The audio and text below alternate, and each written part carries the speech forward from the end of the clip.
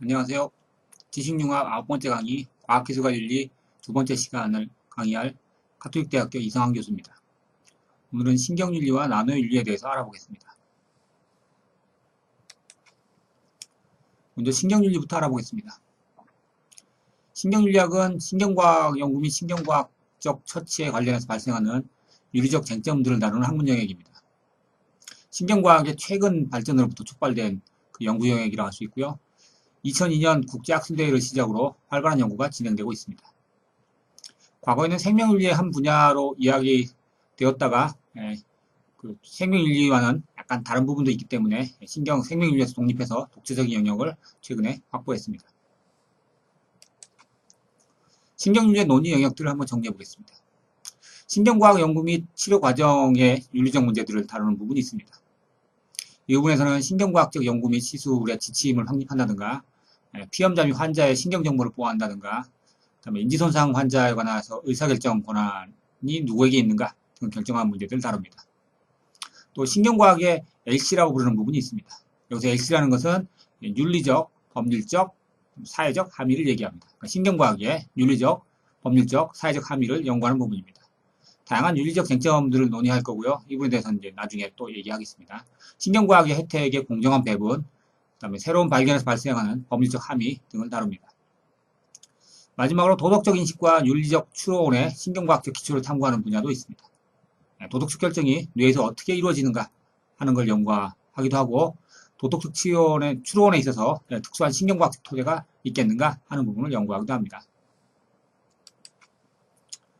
신경윤리와 관련해서 우리가 중요하게 생각해야 되는 기본적인 지식이 있습니다.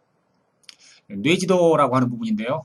이거는 기존의 신경과학 연구 데이터와 치료 데이터, 그 다음에 최근에 발달한 뇌 영상 정보 이런 것들을 합쳐서 일종의 뇌지도를 만들었습니다. 이 뇌지도는 뇌신경지도라고 할 수도 있겠고요.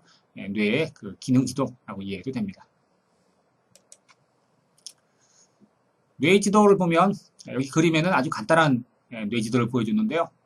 이게 이제 인간의 뇌입니다. 인간 뇌고 그 뇌에 따라서 각각의 영역 구분을 했고요. 그 영역별로 담당하는 기능이 있는 것으로 밝혀졌습니다. 그래서 뇌를 세부적으로 영역 구분하고 그 영역에서 주로 담당하는 기능들을 명시해 놓은 것이 뇌지도입니다. 여기서 그림에 보이는 것은 아주 간단하게 단어 생성이라든가 혹은 시각이라든가 기억이라든가 뭐 이런 부분만 표시해놨는데, 최근 뇌지도는 아주 상세하게 되어 있습니다. 그래서 영역 구분도 대단히 상세하고 그 영역 구분에 따라서 기능들도 상세하게 적혀 있습니다.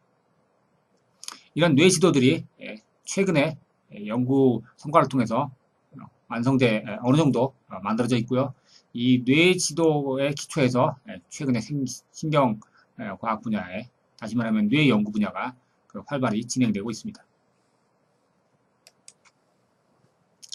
브레인맵 프로젝트라는 것이 이제 미국 국립보건원에서 지원하여서 미국에서 이루어지고 있는 연구 프로젝트입니다.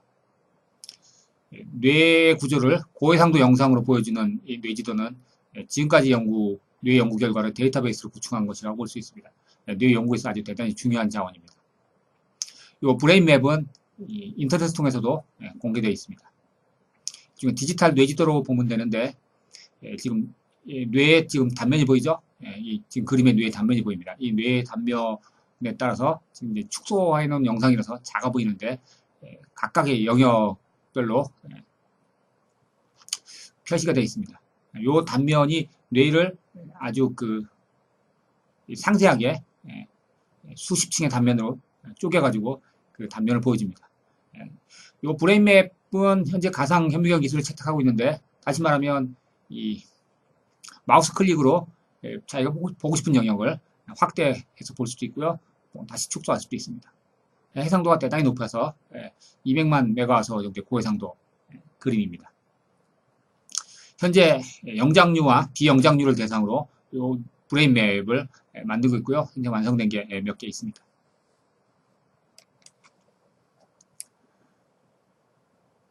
그 다음에 뇌 영상 기술이라는 게 있습니다. 신경과학의 발전에서 가장 중요한 부분이 바로 이 뇌 영상 기술입니다. 최근에 이 뇌 영상 기술의 발전으로 인해서 신경과학 연구가 빠른 속도로 진전되고 있다고 보시면 됩니다. 이 뇌 영상은 병원에 가면 촬영해 볼 수 있는 것입니다. 뇌 영상 기술이 역사적으로 지금 나온 것들을 쭉 살펴보면 맨 처음에 보이는 게 이제 컴퓨터 단층 촬영이라는 겁니다. CT라고 통상 부르는 건데 지금도 병원에서 하고 있습니다. 그다음에 뇌파 검사가 있고요. 그다음에 자기 공명 영상이라는 게 있습니다. 통상 이제 MRI라고 부르는 건데 대단히 발전된 기술입니다. 그다음에 양전자 방출 단층 촬영이라는 게 있습니다. PET라고 부르는 건데 PET라고 합니다. 그다음에 최근에 그 연구에서 아주 중요한 기능적 자기공명 영상이라는 게 있습니다. fMRI라고 부릅니다. 구조적 자기공명 영상이라는 것도 있습니다. 최근 fMRI하고 SMRI의 등장이 뇌 연구에서 전기를 마련해 주고 있다고 보여집니다. fMRI는 1mm 단위, 그 다음에 1초 단위로 뇌의 변화를 측정해주는 기술이고요. SMRI는 뇌의 크기와 모양을 아주 정확하게 측정합니다. 이 두 MRI로부터 얻은 뇌 영상 자료를 합치면 대단히 귀중한 뇌 영상 데이터라고 할 수 있습니다.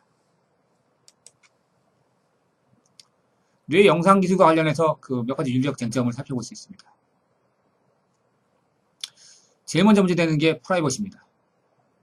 과학기술의 발달로 인해서 프라이버시 문제가 끊임없이 제기되는데 과거의 프라이버시라고 했으면 이제 개인의 신상정보 등에 관련된 겁니다. 근데 최근에 와서는 생명공학의 발달로 유전정보라는 것도 프라이버시 영역에 포함됐습니다. 또 뇌 영상 기술의 발달은 앞으로 신경정보라는 것에 있어서 프라이버시 문제를 발생시킬 가능성이 큽니다. 신경정보란 다름이 아니라 유전정보가 어떤 개인의 그 유전적 특성에 관련된 정보를 포함하듯이 신경정보는 뇌의 일정한 구조라든가 뇌의 특성, 개인마다의 특성이 다 다르겠죠. 그 특성에 관한 정보입니다. 그러니까 그 뇌에 관련된 신경정보를 보면 그 사람이 어떤 종류의 이 성격을 갖고 있다든가 어떤 성향을 갖고 있다든가 혹은 그 어떤 방식의 반응 양상을 보인다든가 이런 걸 추정할 수 있다고 생각하기 때문에 이제 문제가 되는 겁니다. 또 뇌 영상 기술 관련해서 잘못된 윤리적인 문제를 야기시키는 것 중에 또 하나는 신경 정보에 대한 대중들의 잘못된 믿음입니다. 이건 아마 매스미디어의 영향이 대단히 클 텐데 신경 정보와 그러니까 뇌 영상과 어떠한 그 성격 특성이라든가 어떤 질병이라든가 이런 것과 1대1의 상관관계가 있다라고 하는 잘못된 믿음입니다. 요거는 이제 뇌 영상은 전문가들이 해독할 수 있는 영역에 속하고요. 일반인에게는 커다란 의미가 없습니다. 또 전문가들이 해독한다고 하더라도 그 해독에 있어서 해석의 범위가 대단히 넓습니다. 그러니까 해석에 모호성이 존재한다는 겁니다. 그런데 이런 거에 대해서 일반인들이 잘못된 믿음을 가질 가능성이 대단히 높고요. 그 잘못된 믿음으로 인해서 일종의 그 차별이라든가 혹은 잘못된 판단이라든가 이런 걸 할 수 있다는 겁니다. 또 하나는 죽음의 정의와 관련해서 이 뇌 영상 기술의 발달이 영향을 미칠 가능성이 큽니다. 지금까지 우리나라에서는 심장사를 죽음의 기준으로 살피고 있는데 아직까지 우리나라에서는 뇌사를 죽음의 기준으로 보고 있지 않습니다. 근데 이런 뇌 연구에 대한 진전은 심장사가 아니라 뇌사 쪽으로 죽음의 정의가 옮겨가게 할 가능성이 있습니다. 또 하나는 책임과 비난에 관련된 문제를 야기할 수 있습니다. 이건 이제 신경 윤리와 관련해서 아주 재밌는 문제 중에 하나인데요. 사람이 거짓말을 한다. 했을 때 특별하게 활성화되는 뇌 부위가 있다는 겁니다. 또 사람마다 뇌의 구조가 다르다는 겁니다. 그래서 어떤 사람의 경우에는 일종의 뇌 이상이라고 할 수 있겠죠. 정상적인 것과는 약간 벗어났다는 뜻입니다. 그 이상이 선천적인 것일 수도 있고 후천적인 것일 수도 있습니다. 그런 뇌 이상으로 인해서 책임감에 있어서 사람들만의 간에 정도 차이가 있을 수 있다라고 연구자들은 얘기하는 경우가 있습니다. 그렇게 되는 경우에 선천적이든 후천적이든 뇌 이상을 통해서 어떤 행동에 대한 그 억제 능력이 없다. 억제 능력을 상실했다. 하는 경우에 그런 사람이 한 행동에 대해서 우리가 책임을 물을 수 있겠느냐? 그런 사람들의 행동에 대해서 도덕적 비난을 할 수 있겠느냐? 뭐 이런 문제입니다. 예를 들어서 사이코패스 얘기를 합니다. 사이코패스는 그 정서중추가 망가진 경우라고 보시면 됩니다. 그래서 자기의 행동에 대해서 어떤 죄책감도 느끼지 못하는 겁니다. 아무런 죄책감도 느끼지 못하고 그런 행동을 비윤리적 행위 혹은 남을 가해하는 행위를 할 수도 있습니다. 이런 사람의 경우에 이 뇌 연구에만 기반한다면 그런 사람이 사이코패스가 그와 같은 행동을 한 거는 바로 그 뇌의 이상 때문입니다. 그가 자유롭게 어떻게 통제할 수 있는 부분을 벗어난 부분이라는 거죠. 그래서 자유롭게 행동한 행위, 자발적으로 한 행위가 아니라 어쩔 수 없이 한 행위입니다. 자기가 그런 행위를 하는지도 모르고 한 행위입니다. 그런 거에 대해서는 도덕적으로 비난할 수 없지 않겠느냐, 책임을 물을 수 없지 않겠느냐 하는 문제를 제기하는 경우도 있습니다. 물론 이런 경우에도 비난하고 책임을 물을 수 있는 가능성을 열어놓을 수 있는 길은 있습니다. 그런 문제들이 논의되고 있다는 겁니다. 신경과학의 발달은 다양한 방식의 치료술을 등장시켰고요. 또 이런 치료술이 과거에는 일종의 장애가 있는 사람, 장애가 있는 사람에 대한 치료였습니다. 치료술이었습니다. 근데 최근에 와서는 이런 치료술들이 장애가 없는 사람에게도 활용될 수 있는 길이 생겼습니다. 다시 말해서 과거에는 장애가 있는 사람들이 이런 신경과학적인 치료술이라든가 신경과학적 약물을 통해서 그런 장애를 극복하거나 장애를 개선할 수 있었습니다. 그런데 최근에 이런 신경과학적인 그 기술의 발달, 신경양리학의 발달, 이걸 통해 가지고 정상인이 그런 약물을 복용하거나 그런 치료술의 도움을 받아서 자신의 능력을 보다 강화시킬 수 있는 방식으로 활용할 수 있는 길이 생겼다는 겁니다. 신경과학적 치료술로 대표적인 것들을 몇 가지 꼽아보겠습니다. 정신외과술이라는 게 있습니다. 신경외과술이라는 것이 있고요. 신경약물이 있고 뇌자극술이 있습니다. 뇌 컴퓨터 인터페이스 기술이 있고 신경이식술이 있습니다. 정신외과술과 신경외과술은 약간 다른데요. 정신외과술은 정신적 질병, 중증 우울증이라든가 혹은 중증 강박장애 같은 경우에 외과적 치료를 한다는 겁니다. 그런 경우에 그러니까 뇌를 절제한다든가 뭐 그런 뜻입니다. 신경외과술은 정신적인 질환이 아니고요. 종양이라든가 간질이라든가 이렇게 신경증적 장애, 신경증적 장애에 대해서 외과적 수술을 처치하는 방법입니다. 그래서 이 둘을 나누고 있습니다. 신경약물이라는 게 있습니다. 신경약물은 이제 신경증적 증상들이죠. 정신병이라든가 뭐 이런 것에 대해서 혹은 간질이라든가 이런 것에 대해서 이제 물리적 치료술, 외과술이 아니라 약물 치료하는 그 수단입니다. 뇌 자극술이라는 것이 있습니다. 뇌에 전극봉을 심는다든가 해서 그 뇌에다가 일정 정도의 자극을 통해서 뇌 이상 증상을 완화시키는 방법입니다. 뇌 컴퓨터 인터페이스 기술이 있습니다. 이건 컴퓨터와 뇌를 서로 연결시키는 기술입니다. 현재 뭐 어느 정도 기술적인 수준이 있다고 보시면 됩니다. 신경 이식 수술이 있습니다. 이거는 현재는 연구 단계고요. 이거는 뇌에 이상이 있는 사람의 경우에 정상적인 그 신경을 정상적인 뇌의 일부를 이식하겠다 뭐 이런 건데 현재로서는 연구 단계에 있을 뿐입니다. 신경 향상 약물로 향상되는 뇌의 능력들에 대해서 한번 살펴보겠습니다.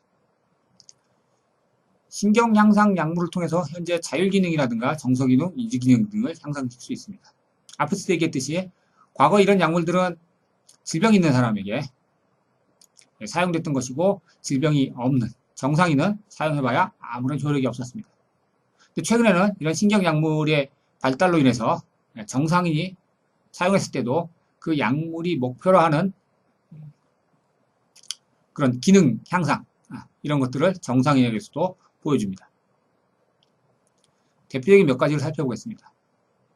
자율기능과 관련해서는 수면이라든가 뭐 이런 것들에 해당합니다. 그러니까 이 모다피닐이라는 것이 있는데 모다피닐이라는 약물은 그 발작 수면 등 그 수면 장애에 사용했던 겁니다. 일종의 이제 각성제라고 보시면 되는데 이 모다피닐은 현재는 그 비행기 조종사라든가 혹은 학생들이라든가 혹은 전문직 종사자들이 잠을 안 자고도 작업 능률을 향상시킬 수 있게 하기 위해서 이제 사용합니다.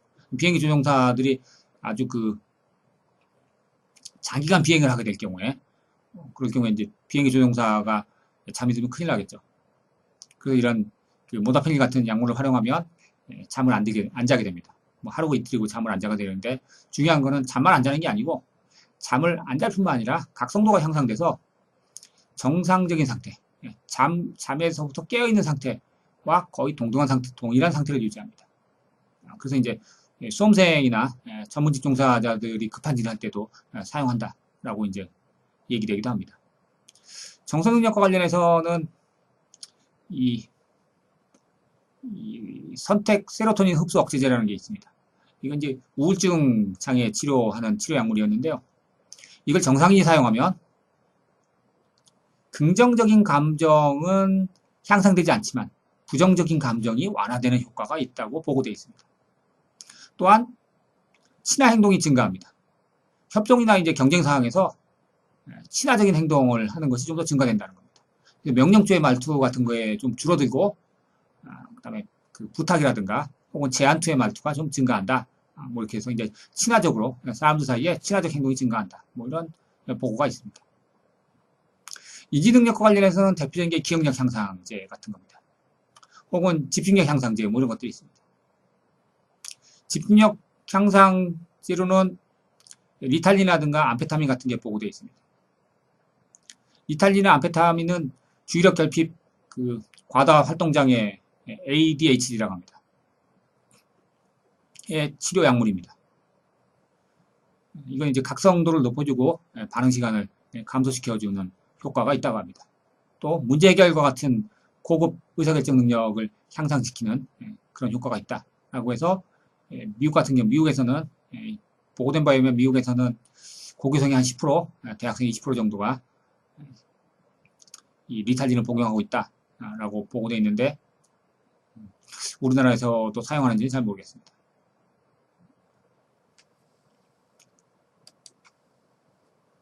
이런 신경항상 약물의 사용과 관련해서 몇 가지 윤리적 문제들을 살펴볼 수 있습니다. 하나는 안전성 문제입니다. 물론 모다피닐 같은 약물이 코카인류의 그 자극제, 즉 마약류죠. 마약류와는 달리 과민 반응이라든가 중독 증상이 안 나타난다라고 연구자들은 얘기하고 있습니다.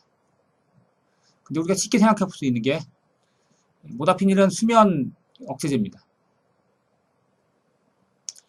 근데 수면을 제어하게 되면 어떤 문제가 생길까 추측해 볼 수는 있습니다. 환경 변화에 관련해서 적응 능력을 떨어뜨리거나 혹은 손상에 대한 신체적인 조절 반응에 이상을 불러올 수 있지 않을까 또 생각해 볼 수 있고요. 또 정기적인 수면 박탈이 대사장애, 뭐 비만이라든가 당뇨입니다. 이런 당뇨 같은 대사장애를 유발하거나 고혈압의 위험을 높인다는 연구 결과는 이미 있습니다. 수면이 하는 기능을 우리가 한번 생각해 볼 수 있습니다. 수면이 하는 주요 기능 중에 하나가 지금까지 밝혀진 바로는 새로 획득한 기억을 통합하는 능력이 있다라고 알려져 있습니다. 근데 이런 수면 억제 약물을 장기적으로 복용하게 되면 여러 차례 복용하게 되면 뇌 정보 처리 기능에 장애가 생기지 않을까 하고도 추측해 볼 수 있습니다. 물론 아직까지 이런 문제가 있다는 연구는 되어 있지 않습니다. 하지만 우리가 쉽게 생각해 볼 수 있는 것들이 우리가 기존에 알고 있는 과학적 상식을 통해서 이런 문제들이 충분히 가능하다고 볼 수 있습니다. 또 하나는 안전성 문제와 관련해서 이런 문제들이 있고요. 그 다음에 안정성 문제와 관련해서 우리가 막연한 의심이 하나 있습니다. 우리가 알고 있는 게 사실은 굉장히 적습니다. 우리가 뇌에 대해서, 인간의 신경체계에 대해서 많이 알고 있다고 하지만 사실은 그 전체를 100이라고 했을 때 우리가 얼마나 알고 있는가에 대해서는 대단히 의심스럽습니다. 10 정도 알고 있을까요? 아닐 수도 있습니다. 인간의 지식에는 분명히 한계가 있다는 거죠. 그런데 공학적 처치 방법을 통해서 우리가 얻어낸 조작적 지식을 바탕으로 우리의 뇌에 신경체계에 영향을 미치려고 할 때 어떤 문제가 생길까 예측하기 어렵다는 겁니다. 그래서 결국에는 우리가 얻을 이익이 크다고 보지만 결과적으로는 손해가 더 클 수도 있다 라고 생각해 볼 수 있습니다. 이건 이제 숨겨진 비용의 가능성이 나옵니다. 숨겨진 비용이 클 가능성이 대단히 높다는 겁니다. 그래서 결국에는 인류에게 해가 될 것이다 라고 생각하는 사람도 있습니다. 사회적 강제라는 것도 있는데요. 사회적 강제가 뭘까요? 신경향상 약물이 일반화된다, 널리 보급된다 하게 되면 이 약물을 복용하지 않으려는 사람도 복용하지 않을 수 없게끔 사회적 압력이 작용한다는 뜻입니다. 예컨대 현재 미국의 군대에서는 암페타민입니다. 이게 주의력 결핍 과다 활동장애에 사용하는 약물이라고 그랬죠. 암페타민을 사용하면 각성도가 증가하고 그 집중력이 향상됩니다. 이 암페타민을 미국에서는 그 군인들에게 복용을 권장하고 있다 합니다. 특히 이제 조종사 같은 경우에는 권장하고 있다고 하는데 이걸 복용해가지고 단기적으로 기능 향상을 온다면 이걸 복용하고 싶지 않은 사람들도 복용할 수밖에 없게 됩니다. 이게 바로 사회적 강제라는 뜻입니다. 이게 일반인에게도 아주 일반화되는 경우에는 학교에서, 직장에서 이런 신경 향상 약물을 복용을 권유받을 거고요. 그 복용하지 않을 수 없게끔 무언의 압력이 작용할 겁니다. 그러니까 신경 향상 약물을 복용하고 싶지 않다고 하더라도 복용하지 않을 수 있는 자유가 박탈된다는 뜻입니다. 이게 바로 사회적 강제라고 하는 겁니다. 사회적 불평등을 심화시킬 거다. 뭐 이런 지적도 있습니다. 신경 향상 약물은 최첨단 과학기술입니다. 이 약물이 점점 기술이 발달할수록 첨단의 기술이겠고요. 그러면 이 약물에 접근할 수 있는 사람과 접근할 수 없는 사람이 계층별로 구분될 겁니다. 물론 경제적인 계층에 따라서 구분되겠죠. 실제로 신경향상 약물이 효과적이라고 한번 가정해 봅시다. 경제력이 있는 사람은 그 약물을 활용할 거고요. 경제력이 없는 사람은 활용하지 못할 겁니다. 그러면 그 약물의 효용성으로 인해서, 효력으로 인해서 경제력이 있는 사람은 더 큰 두뇌 능력을 발휘할 거고요. 경제력이 없는 사람은 두뇌 능력을 그만큼 상대적으로 덜 발휘하게 될 겁니다. 이런 것들은 사회적 불평등을 심화하는 요인으로 작용할 것이 분명합니다. 또 신경향상 약물의 활용은 전통적인 미덕을 위협할 가능성이 있다고 봅니다. 우리에게 전통적 미덕이라고 하는 것들은 용기, 절제, 인내 뭐 이런 것들이죠. 근데 약물을 통해서 절제력을 키우는 것이 아니라 약물을 통해서 절제하는 겁니다. 인내심을 키우는 것이 아니라 약물을 통해서 인내하게 되는 겁니다. 용기도 마찬가지겠죠. 어려운 상황에서 용기를 낼 수 있게 자신을 붙잡고 그런 마음을 단련시키는 것이 아니라 약물을 통해서 용기를 갖게 되는 겁니다. 이렇게 되면 우리가 전통적으로 인간의 미덕이라고 하는 것들이 위협받게 되겠고요. 인간의 정체성이 의심스러워지겠죠.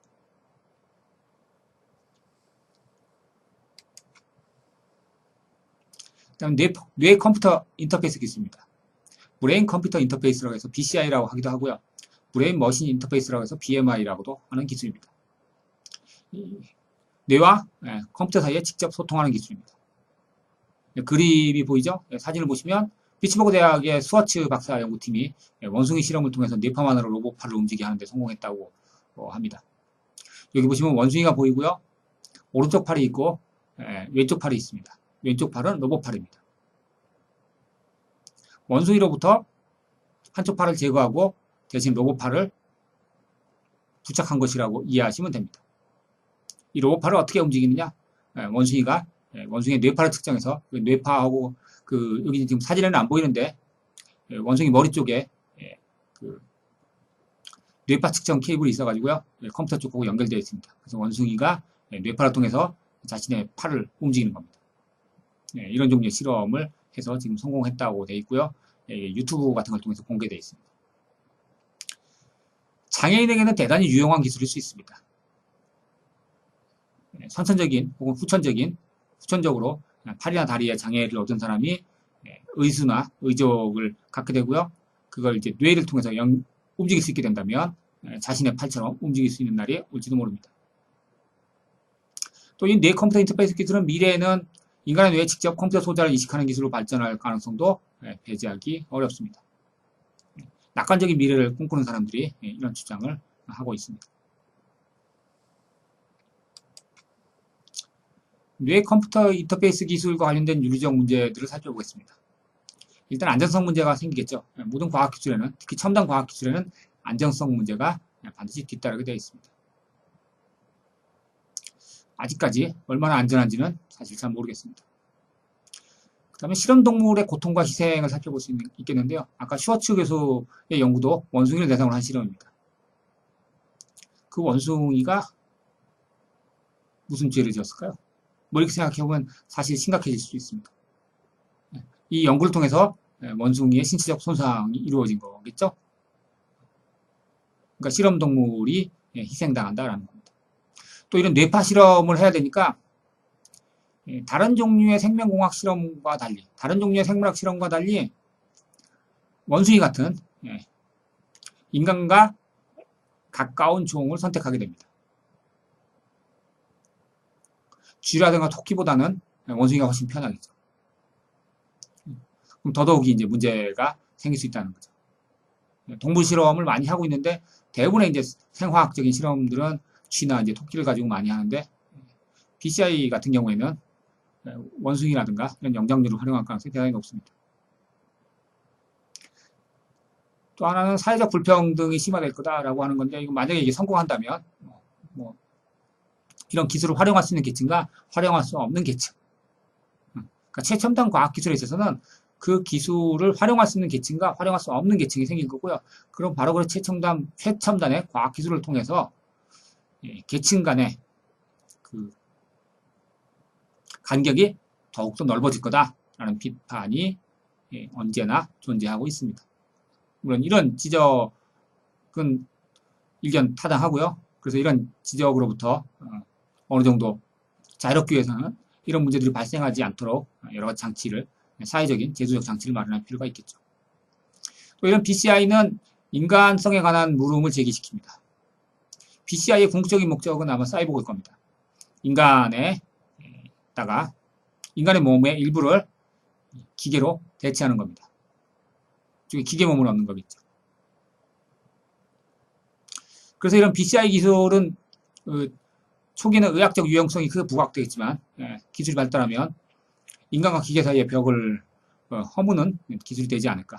그래서 인간과 기계의 차이가 뭔가? 인간과 기계가 지금으로서는 인간은 인간이고 기계는 기계죠. 인간과 기계를 비교할 수 있는 위치에 있지 않겠죠?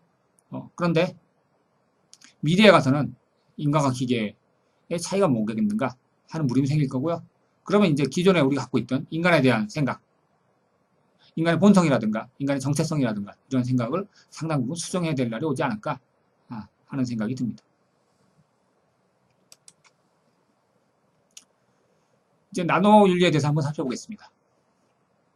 나노윤리는 나노기술로부터 유발될 수 있는 그 윤리적인 사회적인 법률적 문제들에 대해서 논의하는 분야를 나노윤리라고 합니다. 이 분야는 나노기술은 그 현재 이야기되고 있는 여러 가지 기술들, 나노기술도 있고 생명공학 기술도 있고 금방 살펴본 신경과학도 있고 로봇공학도 있습니다. 가장 큰 파괴력을 가질 기술로 생각되는 게 나노기술입니다.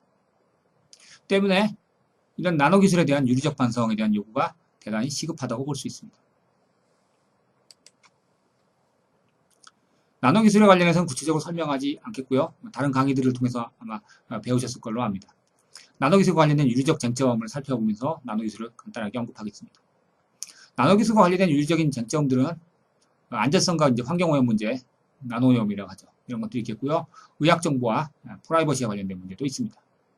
또 의료자원 분배와 사회적 정의에 관련된 문제도 있을 거고 인간의 본성과 가치에 관한 문제들도 있습니다.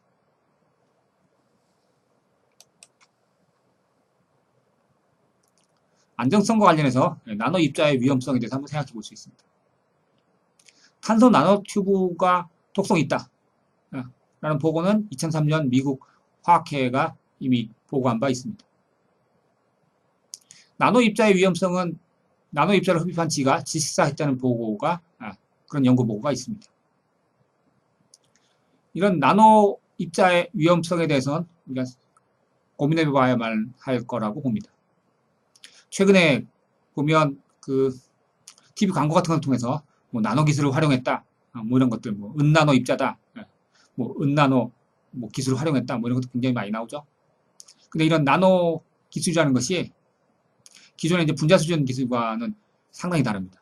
이런 나노 기술을 활용한 것들, 이 나노 입자들을 공업용으로 활용한 것들, 그런 것을 활용한 제품, 이런 것들이 안전할지에 대해서는 더 큰 고민이 필요하다고 봅니다. 규패증의 사례를 보면 우리가 알 수 있는데, 같은 물질이라도 큰 덩어리는 위험하지 않지만 미세한 입자는 치명적일 수 있다는 걸 우리가 규패증 사례에서 볼 수 있습니다. 나노 입자는 우리가 통상적으로 미세한 입자라고 하는 것보다 훨씬 작은 겁니다. 그만큼 위험이 더 클 수 있다는 겁니다. 그래서 나노 입자가 가질 수 있는 위험에 대해서 우리가 충분히 고민해 볼 필요가 있고요. 그 부분에 있어서 어느 정도 안전장치를 마련하는 노력이 꼭 필요하다고 봅니다. 그 다음에 나노 오염이라는 것도 생각해 볼 수 있습니다. 나노 입자들이 자연 상태로 퍼져나갔을 때 생길 수 있는 문제들을 이제 나노 오염이라고 부릅니다.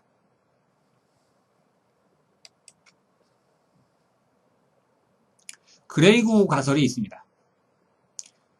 나노 기술의 가능성에 대해서 대중적으로 알린 사람 중에 하나가 에릭 드렉슬러입니다. 그 드렉슬러가 창조의 엔진이라는 책에서 밝힌 지구 종말 시나리오가 바로 그레이구입니다. 나노 기술을 통해서 자기 조립하는 어셈블러가 만들어질 수 있다면, 물론 자기 조립하는 어셈블러는 환상적인 것일 수 있습니다. 그렇지만 이런 환상이 만약에 현실화된다면, 그리고 이런 자기 조립하는 어셈블러가 예기치 못한 변이를 발생시켜서 무한 증식하는 단계에 이른다면, 이 자기 조립하는 어셈블러, 나노봇이라고 해도 되겠죠. 이것이 지구상의 생물 자원을 모두 먹어치우는 일이 생길지도 모릅니다. 지구상의 생물 자원을 먹어치우는 데는 나노 입자들이 지구상의 생물 자원들을, 지구상의 살아있는 생명체들을 먹어치우는 데는 며칠이 안 걸릴 것으로 보입니다. 어떤 과학자들은 며칠도 안 걸릴 것이다. 그보다도 훨씬 짧은 시간일 거다. 라고 생각하는 사람도 있습니다. 그러면 생명체들이 모두 사라진 지구, 그 지구는 잿빛덩어리에 불과할 것이다. 라고 하는 게 이제 그레이구 가설입니다. 이건 아까도 얘기했듯이 자기 조립하는 어셈블러가 가능하다는 가정하에서 얘기하는 겁니다. 자기 조립하는 어셈블러가 단지 상상에 불과한 거라면 그레이구 시나리오는 상상일 수도 있습니다. 근데 이 그레이구 시나리오가 우리에게 알려주는 바는 분명합니다. 나노 기술의 위험성이 얼마나 큰가 하는 것을 보여주는 겁니다. 지금까지 알려진 어떤 기술도 지구상의 생명체를 단순간에 파괴시킬 기술은 없었습니다. 핵을 얘기하지만 핵폭탄도 수백 개, 수천 개 핵폭탄. 지금 현재 미국과 러시아를 비롯해서 각국이 갖고 있는 핵폭탄 숫자는 그보다 훨씬 많습니다. 그것들이 터지면 지구가 멸망한다는 거죠. 지구가 박살날 수도 있다는 뜻입니다. 하나의 핵폭탄도 엄청난 위력을 갖습니다. 근데 하나의 핵폭탄으로 지구를 멸망시킬 리는 없습니다. 근데 자기 조립하는 어셈블러는 양상이 다릅니다. 이런 자기 조립하는 어셈블러의 예기치 못한 변이, 또 무한 증식의 단계에 이르면 몇 개 안 되는 자기 조립하는 어셈블러가 삽시간에 증식해서 지구 전체를 멸망의 길로 들어서게 할 수도 있습니다. 그런 의미에서 나노 기술은 대단히 큰 위험을 내재하고 있는 기술이라고 이해할 수 있습니다. 물론 그만큼 나노 기술이 가져다 줄 혜택도 큽니다. 그건 다른 강의를 통해서 이해하시리라고 믿고 그냥 여기서는 이야기하지 않겠습니다.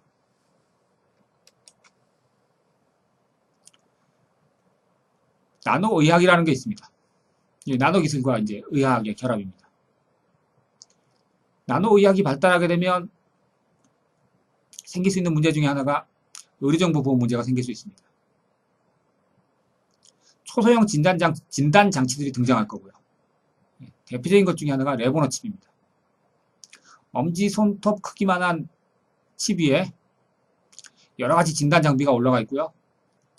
혈액 한 방울만 가지고 그 사람의 의학적인 그 정보들을 다 찾아낼 수 있습니다. 다시 말하면 아주 간단하게 한 개인의 의학 정보를 찾아낼 수 있다는 뜻입니다. 그렇게 되면 그런 의학 정보들이 손쉽게 취득하게 되고 관리에 문제가 생길 가능성이 있습니다. 그래서 엄격하게 관리하지 않는다면 이런 개인들의 의학 정보가 쉽게 채집되고 또 쉽게 나돌아갈 가능성이 큽니다. 자신이 아무리 자기의 의학적인 정보, 자기 신체에 관한 정보를 보존하고자 하더라도 나쁜 의도를 가진 사람이 내번호 칩을 이용한다면 아주 쉽게 그가 이용했던 담배꽁초라든가 그가 마셨던 컵이라든가 거기서 침이라든가 물론 땀 한 방울 이런 거 가지고도 쉽게 의학적 정보를 끄집어낼 수 있다는 뜻입니다. 이런 일이 생기게 되면 개인에겐 경제적인 사회적인 불이익이 생길 수도 있겠죠. 그러면 윤리적으로 심각한 문제가 벌어질 수 있습니다. 또 이런 나노의학의 발달은 의료진에게 이 의료진의 권리가 막강하게 되는 효과가 있습니다. 의사가 할 수 있는 일이 많으면 많아질수록 의사의 권리는 커진다고 볼 수 있습니다. 의료 서비스란 말을 우리가 많이 쓰죠. 우리가 의료 서비스란 말을 쓰지만 사실 실제로 병원에 가서 의사와 환자의 관계는 수평적 관계라기보다는 수직적 관계라고 이해하기 되게 쉽습니다. 환자가 의사에게 수평적 관계를 요구하기가 쉽지 않겠죠. 요구한다고 하더라도 의사가 들어주지 않을 가능성도 대단히 높습니다. 물론 우리나라의 얘기입니다. 미국이라고 크게 다를 것 같지는 않습니다. 근데 현재 의사들은 할 수 있는 일이 물론 많지만 할 수 없는 일도 대단히 많습니다. 그런 형편에서도 의사들의 권리가, 의료진의 권리가 권한이 막강한데 이런 의학기술이 발달하게 되면 특히 나노의학 같은 것이 발달하게 되면 의사들의 권리가 거의 막강해진다고 이해할 수 있습니다. 그런 문제에 대해서 우리가 좀 더 고민해 볼 필요가 있다 라는 겁니다. 나노 불평등이라고 하는데요. 나노 디바이드라고 영어를 씁니다. 기술 발전이 빈부격차를 완화시킬 것이라는 기대감이 있습니다. 그 반대로 기술 발전이 그 혜택의 편중과 사회적 계층 경직화로 귀결될 것이라는 우려도 동시에 존재합니다. 실제로 어떤 사회에서 기술이 발달해서 그 사회가 빈부격차가 완화되는 사회로 갈 것인지 아니면 빈부격차가 강화되는 사회로 갈 것인지 그거는 기술을 통해서 결정되지는 않습니다. 다른 여러 가지 사회적 요인이 관련되겠죠. 국민들이 의식이 어떠냐, 국민들이 요구하는 것이 뭐냐 하는 것, 정책 위반자들 혹은 정치가가, 통치가가 어떤 생각 갖고 있느냐 이런 것들도 영향을 미칠 겁니다. 근데 문제는 그런 기술 발전이 더더욱이 발전된 기술일수록 빈부격차 혹은 계층 간의 격차를 강화시키는 방식으로 얼마든지 사용될 수 있고 그것이 사용됐을 경우에 빈부 간의 혹은 계층 간의 격차가 더욱더 심각해지게 만들 수 있다는 겁니다. 그래서 그런 부분에 대해서 경계가 필요하고 나노기술이라는 것이 대단히 막강한 기술이고 아주 첨단 기술이기 때문에 이런 나노기술로 인해서 이런 문제들이 생길 가능성이 있다는 걸 나노불평등이라 합니다. 특히 나노불평등은 국가 간의 분배 불균형을 심화시킬 가능성이 높습니다. 현재 나노기술과 관련해서 국가적인 투자를 하고 있는, 국가적으로 아주 막대한 투자를 하고 있는 나라들이 많이 있는데 그 나라들은 한 10개 나라 정도에 불과합니다. 나머지 나라들은 이런 나노기술에 투자할 만한 여력이 없고요. 그렇게 보면 됩니다. 그래서 이런 나노기술이 국가 간의 기술 격차, 그로 인해서 부의 격차를 더 크게 만들 가능성이 있다는 겁니다. 최근에 이제 우리도 이제 잘 알게 된 특허권이라는 게 있습니다. 그런 특허권의 존재는 특허권이라는 것은 특정한 기술에 대한 배타적 권리를 얘기합니다. 특허권의 존재가 이런 국가 간의 기술 격차, 그래서 경제적인 격차, 부의 격차를 심각하게 만들 수 있는, 더 크게 만들 수 있는 요인으로 작용할 겁니다. 개인 간의 불평등도 생각해 볼 수 있습니다. 경제 수준에 따라서 혁신적인 제품을 사용할 수 있는 계층과 없는 계층이 있을 겁니다. 나노기술을 사용한 제품은 기존의 제품보다 가격이 비싸죠. 현재는 나노기술이 대단히 혁신적이라고 보기는 어려운 형편에 있기 때문에, 초기 단계이기 때문에 그렇지만 이것이 아주 혁신적인 결과를 야기시키는 단계까지 접어든다면 그 상품들의 가격 격차는 더 벌어질 겁니다. 또 나노의학입니다. 나노의학에 대한 접근성의 차이도 꽤 커질 것으로 보입니다. 현재 병원에 가서 MRI를 찍는데 비용이 굉장히 많이 듭니다. 보험 적용이 아마 안 될 겁니다. 그래서 MRI를 찍을 수 있는 사람과 없는 사람이 있겠죠. fMRI는 말할 것도 없습니다. 나노의학이 성공한다면 이거는 MRI보다 훨씬 많은 비용이 들 것으로 보입니다. 물론 예상과 달리 저렴한 비용으로 사용할 수 있게 될 날이 올지도 모릅니다. 아닐 수도 있다는 거죠. 그래서 이런 나노의학을 긍정적으로 보는 측면에서는 자원 희소성 가정이 폐기된다라는 말이 있습니다.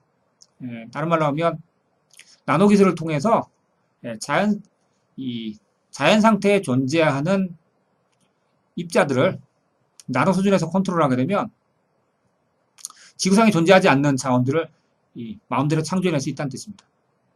그렇게 되면 지금으로서는 희소한 자원이라고 생각하는 것들도 나노 기술을 통해 가지고 대량 생산이 가능하게 되고요. 그래서 자원의 희소성이 이제 희소한 자원이 아니게 된다는 거죠. 희소한 자원이 아니게 되면 그만큼 가격이 떨어지겠죠. 누구나 사용할 수 있게 된다. 그러니까 오히려 기술의 발전이 빈부격차를 완화시키고 많은 사람에게 평등을 가져줄 것이다. 뭐 이렇게 생각하는 사람들도 있습니다.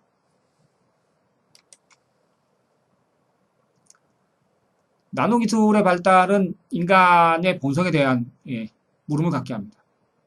인간이란 어떤 존재일까? 지금까지 우리가 신경과학의 발전과 나노기술의 발전에 대해서 한번 살펴봤는데 나노기술이 발달하게 되면 나노의학이 발달하게 되면 인간의 신체적, 정신적, 감각적 지능을 향상하는 수단으로 활용될 수 있을 겁니다. 그렇다면 지금의 인간과는 전혀 다른 새로운 인간이 등장할지도 모릅니다. 신체적 능력이 월등하게 향상돼. 예컨대 기계의 팔을 가진. 그래서 그 팔로는 1톤짜리 물건도 쉽게 들어올릴 수 있는 그런 팔을 가진. 또 정신적으로 향상된. 기억력이 아주 막강하게 향상된 거죠. 집중력이 대단히 향상된 겁니다.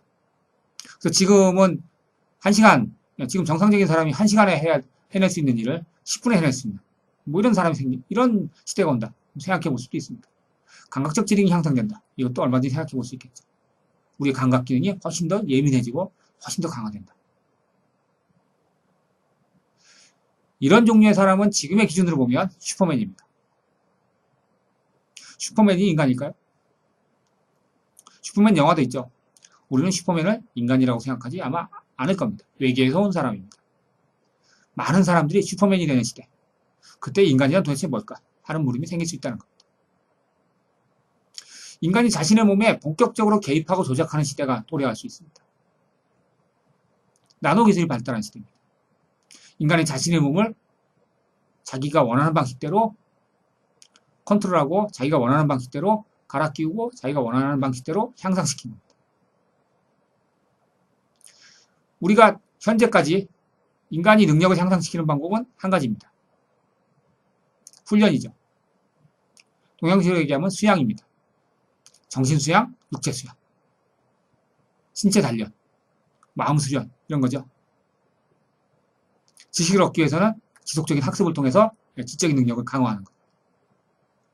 근데 이런 것들이 과학기술의 발전을 통해서 보다 단순해진다면, 보다 간단해진다면, 오랜 시간과 노력이 필요하지 않게 된다면, 그는 우리가 그런 인간을 뭐라고 불러야 할까 하는 것들을 한번 생각해 볼 수 있습니다. 이런 과학기술, 첨단 과학기술, 나노기술이든 신경과학이든 혹은 생명공학이든 혹은 컴퓨터 사이언스든 인지과학이든 이런 기술을 통해서 향상된 새로운 종의 인간, 이걸 포스트 휴먼이라고 부르기도 합니다. 이런 포스트 휴먼이 도래할까요? 만약에 포스트 휴먼이 도래한다면 포스트 휴먼은 인간인가요? 도대체 인간이란 뭘까요? 혹시 모릅니다. 이런 포스트 휴먼은 죽지 않을지도 모릅니다. 영생은 아니지만 영생에 가까운 생명을 얻을지도 모릅니다. 인간에게 있어 제일 중요한 특성 중에 하나가 죽는다는 겁니다. 그래서 모든 점에서는 불평등하지만 적어도 단 한 가지, 죽는다는 점에서만은 모든 사람이 평등하다. 라고 사람들이 이야기하기도 합니다. 하이데거를 비롯해서 많은 철학자들이 인간을 얘기할 때 죽음을 얘기합니다. 거의 영생에 가까운 삶을 얻은 인간. 그가 인간일까요? 뭐 이런 것도 한번 생각해 볼 수 있습니다.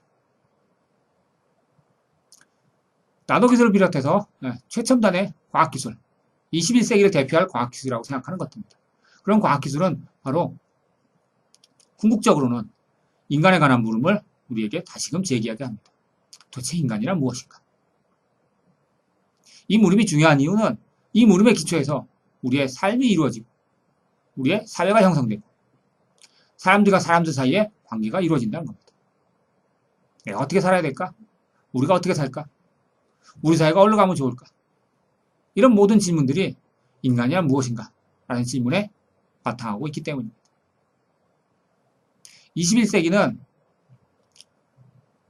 21세기의 과학기술은 우리에게 인간이란 무엇인가? 라는 좀 더 철학적인 문제를 다시금 제기하게 합니다. 여러분도 한번 생각해 보시기 바랍니다. 이번 시간에는 신경과학과 관련된 윤리, 신경윤리와 나노기술과 관련된 윤리, 나노윤리에 대해서 살펴봤습니다. 감사합니다.